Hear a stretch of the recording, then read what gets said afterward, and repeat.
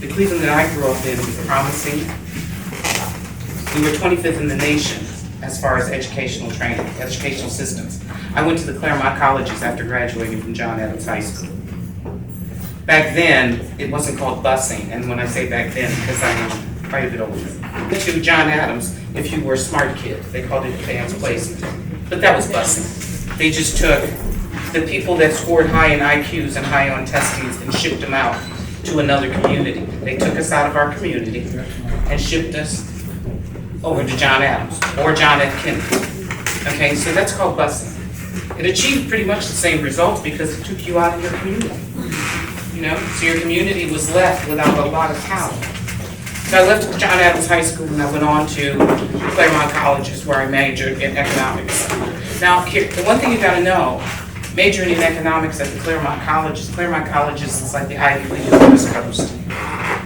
The good part about this, graduating from out of John Adams, I didn't go to the Claremont Colleges to just play there and go to the 13th grade.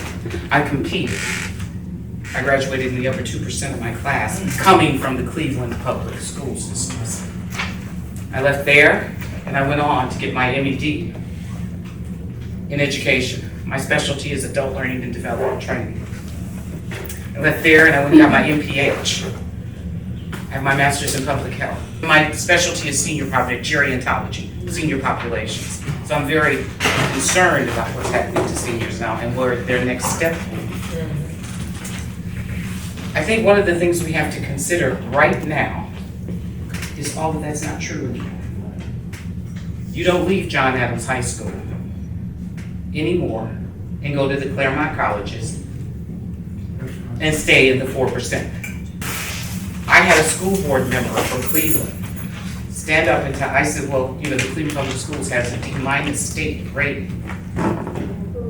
She says, Mrs. Gore, you're wrong. You are wrong. And I was like, oh my God, well, you know, correct me. She said, we have a D. We have a D. She said, we have improved. Who in their right mind would agree that a D, from a D- to a D, is improved? And we have a 66% illiteracy ratio in this city. Yes. A 66, that means nobody can read. So when we're asking them to do things like sophisticated, like vote and understand tax abatement, and that's not just for Cleveland proper. I'm talking about, everybody thinks it's the east side of Cleveland because most of us on the east side have a brown tattoo on our body. I carry that same tattoo. So we assume that the 66% illiteracy ratio is indexed on this side of town, and we carry, no, it's on your side of town too. It's on the west side of town. So that means we have a whole city that we're asking them to communicate with each other, and they can't read and write. So I shouldn't be, and none of us are upset about the fact that we have a 66% illiteracy ratio in this city. Now I'm running as an independent, but you all know I voted Democrat, I voted Republican. I vote. When people put on their sign, Democrat, Republican, what does it mean to you? None of us can read. If they can pull off the fact that we had a tax abatement go, as he said, to Sherwin-Williams, and then they sold it to somebody else, and we said nothing. Not one of us. Because wait a minute, was it a Democrat or Republican issue? No, it was I can't read issue. They didn't, nobody knew about it. Nobody knew about it. Does anybody say that the governor just said 2 days ago, I'm not going to give you tax abatement? None of y'all. None of you are going to get tax abatement. None of you. And you can come back as a Senate and you can say to yourself, I'm going to be mad when I get there, and I don't know what I'm going to do when I get there because it was stupid. So we ended up with nothing again. But we had a lot of politicians standing up and saying, well, I represent the Democratic caucus, and I didn't vote for that. And the Republicans, well, I didn't vote. Oh, 2 of my people voted, but the other 3 didn't vote. So they're tricking us. If you don't think I voted for Justin Bibb last time, I did. I did.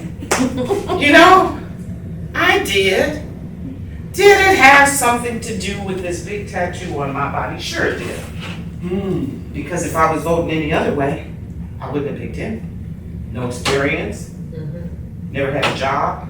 I'm suggesting to you that we voted with our, as he said, our emotions, right? Yes, yes. We have voted our emotions. And I have people that at the park today, tell them, what did they say? Give him a chance. He's so young. He's so young. So you are asking me to give somebody a chance because he's a Democrat, he's young, he got a tattoo on his body. We have been tricked enough, ladies and gentlemen. We are not educating our children. We are putting our seniors out of their homes. The seniors cannot afford to eat, sleep, and be comfortable any longer because they're paying something called property taxes, when over in his neighborhood, they're giving 15% tax abatement, right? A crime in the streets on 116th and Shaker Boulevard, Buckeye, and you might know about this, Judge, 60 bullets were discharged. 60. They got the casings on the floor, and the police said, well, there were no fatalities. Man, what the hell are you talking about? That's what he said. There, he said, well, there's no fatalities. Okay? Right around the corner on Shaker Square, another gunshot just a couple days ago. Oh, but there were no fatalities. So if I'd have been in the way, you know, then I would have been that fatality. I had somebody break into my driveway. You know what the police said on the phone to me? Were there any fatalities? What the hell is this with this fatalities? Guns can go off, they can break into your driveway, anything can happen to you. But if there are no fatalities, try to get one of them to come see you. That's right. Try to get one of them to come out see you. You all know about this, but the mayor doesn't know about it because he says there's a 30% decrease in crime. That's what he said. I am suggesting to you, so now we're not educated under this mayor, who I voted for, and I'm admitting. We have crime in my driveway. I don't want you all to testify, but my driveway has crime. You know, so there's no homelessness.